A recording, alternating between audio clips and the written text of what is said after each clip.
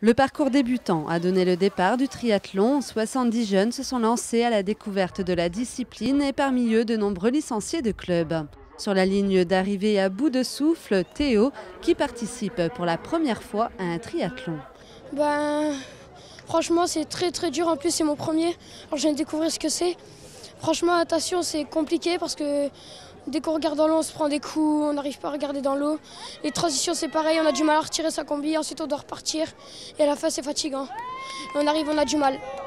Théo, qui est affilié à un club de natation, semble déçu de sa performance. Je voulais faire mieux mais bon je savais pas comment ça allait se dérouler, alors je croyais que ça allait être facile dans l'eau, mais en vrai c'est très compliqué, alors j'étais un petit peu déçue. En plus j'ai un petit peu raté ma transition entre la natation et le vélo. Et ce sont les plus aguerris qui ont mis un terme à l'épreuve sportive. 250 triathlètes ont pris le départ pour plus de 3 heures de course. Et parmi eux, Guillaume Henneman, qui était donné favori.